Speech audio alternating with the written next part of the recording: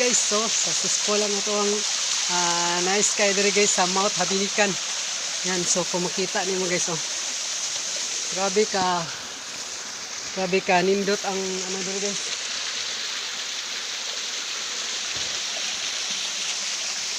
Grabe ka bugnaw ang tubig diri guys, oh. Ayan.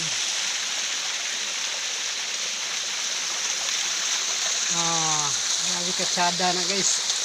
Oh, tsada pagoy. Grabe ka tsada na guys.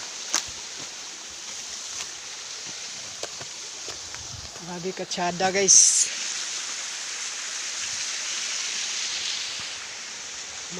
Mount Habinikan guys.